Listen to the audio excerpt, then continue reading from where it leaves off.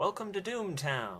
Doomtown Reloaded is the Weird West card game from Pinebox Entertainment, based on the award-winning Deadlands role-playing setting by Pinnacle Entertainment Group. In Doomtown, each player assumes the role of one of the 6 factions vying for control of the town. The goal of a game of Doomtown is to end the turn with more control points than your opponent has influence. Control points are largely found on deeds, which represent locations around Doomtown. Influence is found on the dudes in your gang. The first thing each player does in a game of Doomtown is choose an outfit.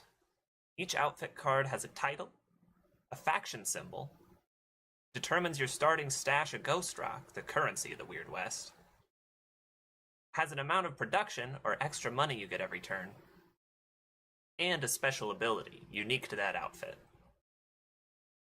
For our starter game, one player will be playing the Law Dogs, Long Arm of Justice in the West, and the other, the Sloan Gang, a crew of bandits and outlaws. Each player also controls a deck of 52 cards, plus 2 jokers if they want. Each deck is composed of 6 different types of cards: dudes, deeds, goods, spells, actions, and jokers. Every Doomtown card shares certain characteristics in common. They all have a title, a cost, some have keywords, special abilities, flavor text, poker value, and a suit. Doomtown uses poker values and suits to resolve a number of effects, primarily draw hands, which we'll see later. Some card effects require you to boot a card. This means to turn it sideways, showing that it's been used. Unboot simply means to reverse this action, returning the card upright. Each player puts their chosen outfit card face up onto their side of the table. This starts their side of the street, bordering town square. Each player then takes Ghost Rock from the bank equal to their starting stash. Then they go through their deck for up to 5 dudes that share their faction or are neutral and put them into play, paying their cost from their stash. This is known as your starting gang. Dudes have certain characteristics that are unique to their card type. All dudes have bullets, which represent how good that dude is in a shootout. Higher bullets are better than lower, and being a silver stud is better than being a brass draw. Influence represents how renowned that dude is around town, and is used to control locations and contest the victory condition. Dudes also have a faction symbol, or lack thereof, showing their allegiance to the factions of Doomtown. Dudes also have upkeep. Dudes must be paid their upkeep every turn, or they will be discarded. Now that we have our starting gangs, I'm going to add these markers to the left-hand side of the screen to show each player's control points and influence. The next thing that happens is each player shuffles their deck and draws a hand of 5 cards. This is their play hand, the cards that they'll be using throughout the turn. In this video, play hands will only be shown when they are relevant or cards are being played out of them. Now the game is ready to begin. The first phase of each turn of Doomtown is gambling. To start the gambling phase, each player antes up 1 Ghost Rock from their stash to a pot in town square. Then, each player draws a hand of 5 cards from the top of their deck and reveals it. This is a draw hand, and we're going to play a little lowball poker. Draw hands are always resolved using the best possible hand from the cards revealed. As we can see here, the Law Dogs player has 3 of a kind aces, and the Sloan player has 2 pairs, 3s and 5s. During the gambling phase, the winner is the player with the lower hand rank. In this case, the Sloan player's 2 pairs is a rank 3 to the Law Dogs' rank 4. The Sloan player has 1 lowball and will have action priority for the rest of the turn. They also get to take the Ghost Rock out of the ante and put it into their stash. When the gambling phase ends, the draw hands are discarded, and we move on to the next phase of the game, Upkeep. During the Upkeep phase, each player gains the production of their outfit card as well as any deeds they both own and control. In this case, both players will be gaining 3 Ghost Rock. Players then pay the upkeep of all dudes they wish to keep in play. Both of these gangs have 1 upkeep worth of dudes in them, and therefore both of our players will be gaining 2 Ghost Rock. With the upkeep phase finished, we're on to the main action phase of the game, High Noon. Doomtown follows a play-pass structure. Players take turns making 5 plays. You can make these plays in any order and any number of times until both players pass and the noon phase ends. The 5 plays are shopping, putting new cards into play, trading, moving goods from one dude to another, moving your dudes around town, calling out, having one of your dudes challenge another dude to a gunfight, and acting, which is a catch-all for any other noon action. Because Sloan won Lowball, they have the first opportunity to make plays or pass. Their first play is to go shopping for a shotgun. Shotgun is a goods card. When shopping for goods, you put them into play attached to an unbooted dude at a location you control by paying their cost. All goods cards don't have their own stats. Instead, they modify the stats of the dude they're attached to. Goods cards also have keywords. Certain keywords, like weapon, horse, and attire, mean that a dude can only have one of that kind of goods at any given time. Now it's the Law Dog's turn, and they're gonna go shopping for a deed. When shopping for a deed, you pay its cost and put it into play on either end of your street. Deeds cards have control points and production, meaning that they're the best way to win the game and make more money. When you play a deed, you put it into play on either end of your street, starting with your home. You can then continue your street adjacent to deeds you've already played. Back to the Sloan player, they're gonna go shopping for a dude, Clementine Lep. When shopping for a dude, you pay their cost and put them into play at your home. You might notice that the Law Dogs already have a Clementine in play. Doomtown's a weird place, and so you can have one copy of each unique card, such as dudes and deeds, in play per player. Note that some cards, such as most goods and spells, are non-unique, and so there can be any number of them in play per side. Putting Clementine into play increases Sloan's influence by 1, and the action goes back to Law Dogs. They're going to move Windy out to the town square. When moving a dude, normally they'd have to boot, and you can go from any location to any other location on the board. However, there are some special moves you can make that don't require booting your dude. First of these is you can go from your home, represented by your outfit card, to any adjacent location, such as adjacent deeds or the town square. You can also go from the town square to any adjacent location, except for your own home. That still boots you. On our current board, these are the other legal moves, all of which would require booting. For Sloan's next action, they're going to go shopping for a deed, Yan Lee's tailoring, putting it into play adjacent to their home. Back to the Law Dogs, they're going to move Windy from the town square onto Yan Lee's. Remember that since this is adjacent to town, Windy doesn't need to boot to move onto this deed. Now that Windy has moved on to Yan Lee's tailoring, the Law Dogs have the most influence at that deed. This means that they gain control of the deed and are able to use its ability and take its control points. Back to Sloan, now that the coast is clear, they're going to move Lawrence Blackwood out to the town square.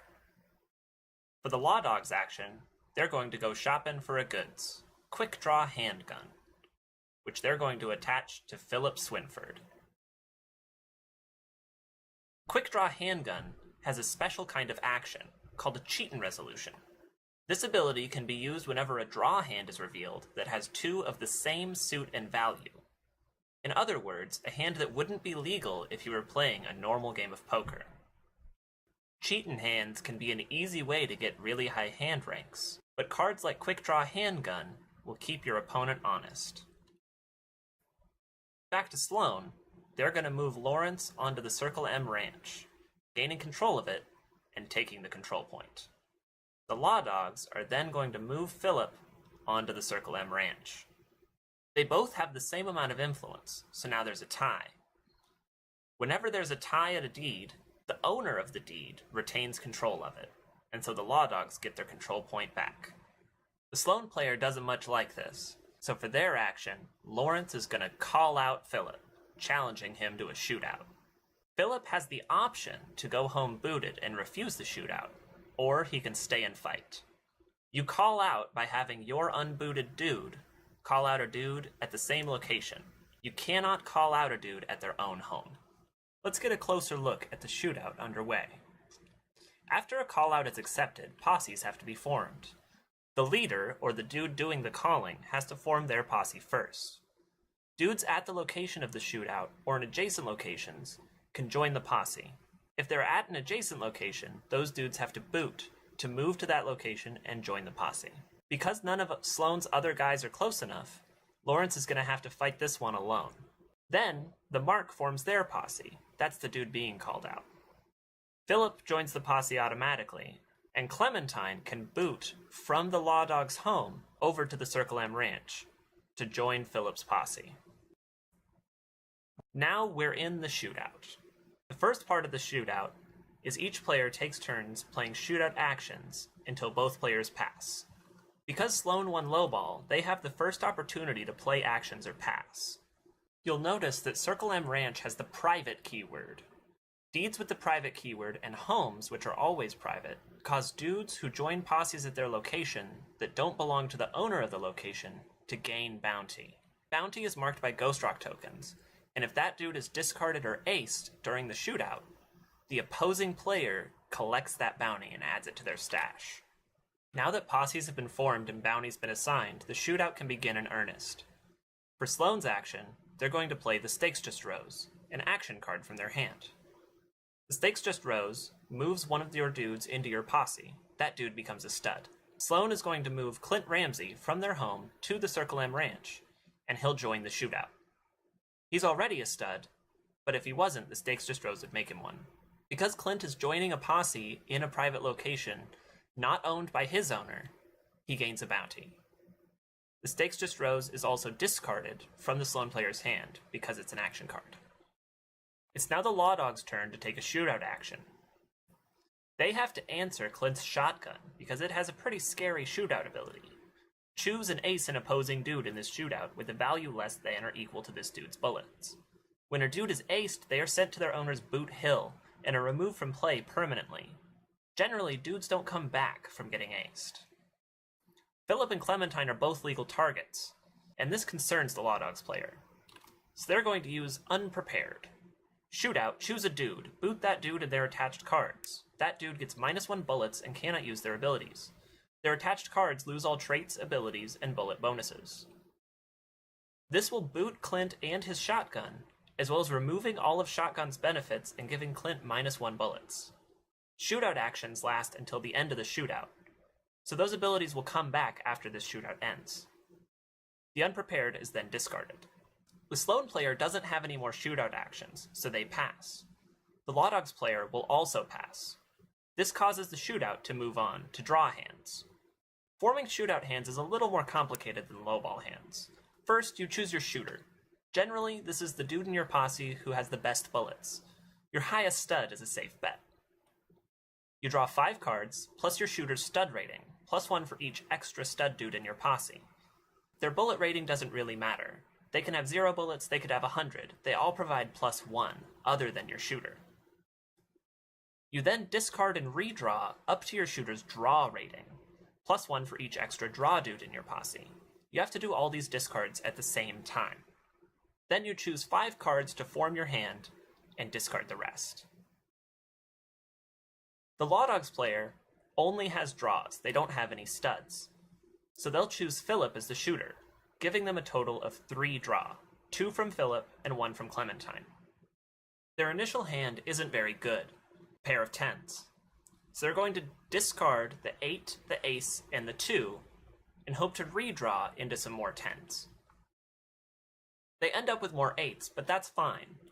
This will give them a legal full house, which is a pretty solid hand. The Sloane player has a single stud from Clint. Right now he's only 1 stud and Lawrence is 1 draw. So the shooter doesn't really matter in this case. We'll go with Lawrence. They draw 5 cards +1 from Clint's stud and can discard and redraw 1 card. You'll notice that Sloane right now does have a 4 of a kind, but it's cheatin'. They have 2 4 of diamonds in it. With the Law Dog's quick draw handgun, this is a pretty scary hand to keep. So they're going to discard that jack and hope to redraw something good. They get a joker. Jokers are only used in draw hands and pulls. When you use them, you choose their suit and value. They're aced after use, so you only get one shot. In this case, the Sloan player has some choices. They can use it to make a 5th 4 and have a Cheatin 5 of a kind, but that still doesn't address the quick draw handgun problem. Instead, they'll make it a 4 of hearts. That gives them a legal 4 of a kind if they ditch one of the diamonds and keep the 5. This will be Sloan's final hand. Now both players reveal and resolve their draw hands. We compare hand ranks. The Law Dogs have a full house, which is a rank 7. Sloan has a 4 of a kind, which is a rank 8. Both players have legal hands, meaning that they don't have a duplicate suit and value in their hand, so neither player can play Cheatin Resolutions on the other. After revealing your draw hands and determining who won, you then have to resolve casualties. Each player takes casualties equal to the difference in their hand ranks. Sloan won the shootout round, and so they don't have to take any casualties. The Law Dogs player has to take 1, the difference between their rank 7 and Sloan's rank 8. They'll have to discard one of their dudes, in this case, Clementine. After resolving casualties, each player decides which of their dudes are going to stay and which ones are going to run. Starting with the player who lost the shootout round, the Law Dogs, each player can send home booted any number of dudes in their posse. Anyone who doesn't go home booted is going to stay in the shootout to fight another round. The Law Dogs are going to send Philip home booted, cutting their losses. Sloan is going to send Clint home booted, leaving Lawrence all alone at Circle M Ranch. Sloan has won the shootout and takes control of the deed. Once everyone's determined who's going and who's staying, draw hands are discarded and jokers are aced. If dudes are left in both posses, you shoot another round. Otherwise, the shootout ends. The Call Out was Sloan's action, so it's back to the Law Dogs.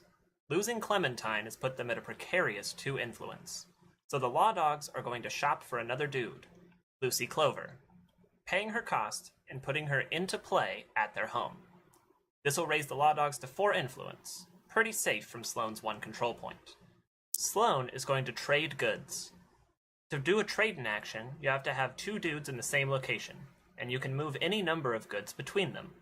Dudes who are receiving goods must be unbooted, and you still have to meet all the requirements of those goods, including not having more than 1 weapon, horse, or a tire once you're done trading. They're going to move the shotgun from Clint onto Allie. There are some other plays to be made here, but they won't end the game, so we're just going to have both players pass, which is the signifier for the end of the noon phase. The last phase in A Turn of Doomtown is Sundown. The first thing that happens during Sundown is you see if anybody's won. You do this by comparing each player's control points to their opponent's influence. The Law Dogs have 1 point to Sloan's 3 influence, and Sloan has 1 control point to the Law Dogs' 4 influence. Nobody has more control points than their opponents have influence, and so no one has won the game yet. We move on to the next step. Each player, starting with who won Lowball, can discard 1 card from their hand. The Sloan player is going to discard Sanford Taylor. Law Dogs is going to keep their 1 card for next turn. Then each player draws or discards cards until they have exactly 5 cards in hand. If you ever have to draw cards from an empty deck, shuffle your discard pile back into your deck. After all players have drawn cards, all booted cards in play unboot. All effects end, and all abilities refresh to be used again on the next turn. Then, the next turn begins anew with the gambling phase. That turn covered a lot of different plays, but by no means did it cover everything. I encourage you to look in the rulebook if you have any questions about nuances or how particular things work. I'm going to cover some advanced topics here that weren't appropriate for this starter game. First up, we have spells, gadgets, and skill checks. It just wouldn't be the Weird West without magic, mad scientists, all kinds of the crazy stuff that happens in Deadlands. This is an example of a spell. Spells all have a keyword saying what kind of spell it is, and thus indicating what kinds of dudes it can attach to. Blood Curse is a hex, meaning that it can be attached to and used by hucksters. There are other spell types with other keywords and other skills that they need. Spells are played just like goods. You pay their cost and attach them to an eligible dude who is unbooted in a location you control. Wilbur Crowley is a huckster, and that means he can attach hexes. Huckster 1 is his rating, and that's added to any skill checks he makes while casting hexes. In order to cast a spell, you need to make a skill check. Skill checks are a kind of pull. That means that you draw and discard the top card of your deck, and then compare its value to the difficulty of the skill check. If we were to use Blood Curse's Noon ability, which has Noon Hex 9, we would make a pull, and then compare the value of that card, in this case Circle M Ranch, which has a value of 8, to the difficulty of Blood Curse, which is 9. You also add the skill of your dude casting the spell. In this case, Wilbur has Huckster 1. 1 plus 8 is 9, and so he successfully curses his enemies. Gadgets are another common skill card. They're a special type of good that require a mad scientist to be invented. When you try to shop for a gadget, you have to boot a mad scientist and make a skill check against its difficulty. You don't have to make skill checks after the gadget comes into play, though, and can trade it to your other dudes. Gadgets have a downside in that you need to boot a mad scientist in order to invent them in the first place, but their upside is they can be traded just like any other good. Spells can't be traded between dudes. Next, let's talk about jobs.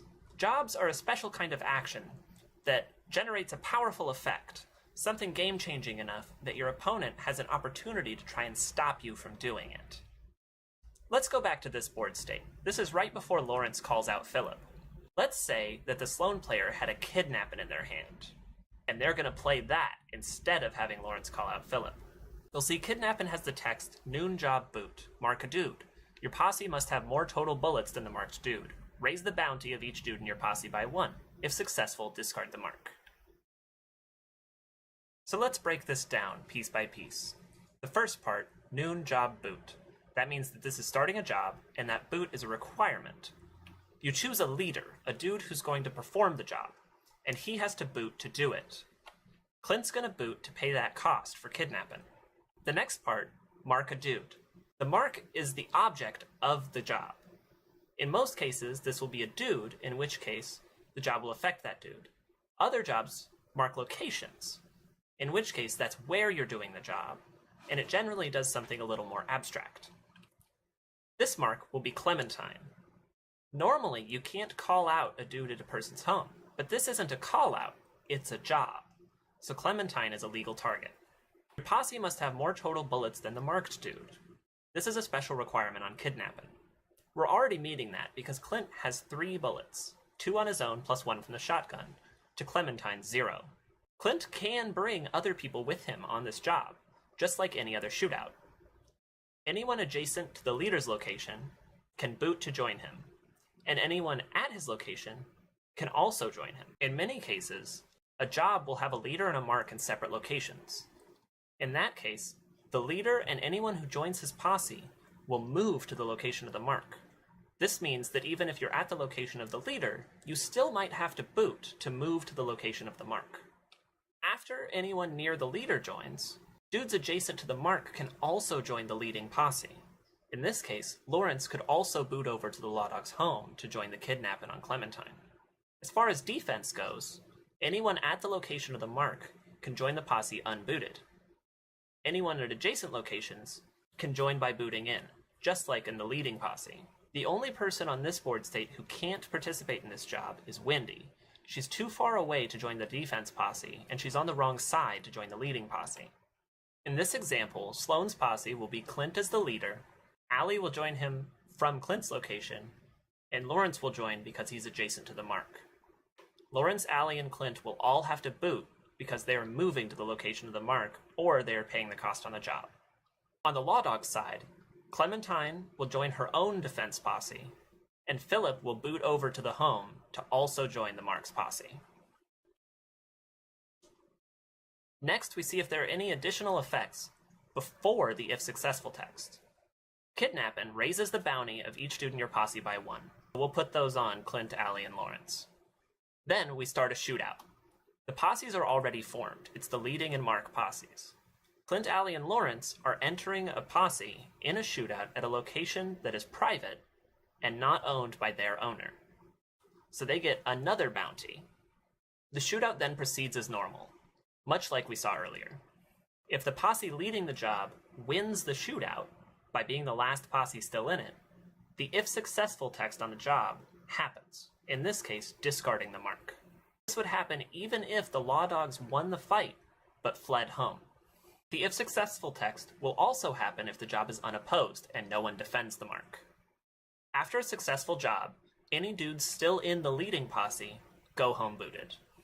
The last topic I'm going to cover in this video is starting gangs, which can really make or break a deck and set the pace for the first couple turns of the game. Every outfit has a certain amount of starting stash and production. These are important to keep in mind when building your starting gang, because you don't want to leave yourself completely out of money on turn 1. Philip and Lawrence are great examples of standard starting gang dudes. They both have low costs, no upkeep, some amount of influence, some amount of bullets, and a relevant ability. These are a really great place to start for any starting gang. Every faction has some kind of comparable dude to Philip or Lawrence. Some other things to consider for your starting gang are some kind of strong shooter. This allows you to have a board presence on turn 1 that isn't too scared of shootouts. Wendy and Barton are great examples because they have low upkeep, decent costs, have pretty good bullets at 2 stud, and they have shootout relevant abilities. Another consideration is cheap influence. You're looking for low costs and no upkeep. These dudes are mostly here to walk onto deeds and to make sure that you don't lose to an early control point rush. A third type of common starting gang dude is cheap bullets. Travis and Silas are great examples. They're low cost, no upkeep, and they have some amount of bullets but no influence. That's okay, because their job isn't to go control town, but rather to fight your opponent if they come after your more important dudes. They're here to protect your influence and your studs, and to be spent as casualties if you happen to lose any early shootouts. If you're playing any kind of skill deck, you'll want to make sure that you're starting dudes who have those skills. Mong Wow and Professor True are examples of dudes that have skills and also fill another starting gang role. Dudes with skills are generally a little more expensive than those without, so you'll want to make sure that they're pulling double duty. Mong Wow can make himself a stud and has 3 bullets, so he fills your early shooter requirement. And Professor True has 2 influence and can move around town by discarding gadgets. This adds to your influence count and your ability to control the board. Starting gangs are more of an art than a science, but my personal recommendations would be to make sure that you have at least 4 influence in any given starting gang, that you don't have more than 1 or 2 upkeep, and that you can do everything that your deck wants to do within your starting gang. You'll also want to try to make sure that losing any one dude out of your starting gang won't completely implode your whole plan. Try to have backups built in, or at least have cheap alternatives in your deck that you can draw into. And that's going to do it for this Doomtown Reloaded introduction video. If you have any questions or comments, please leave them below. I also recommend that you visit Pinebox's website, where they have all kinds of resources for new players, the rulebook's there. They also have an active forum community. The Doomtown database is also a great place to go to look for ideas and how other people are playing the game. Links to those pages and other resources are in the description below.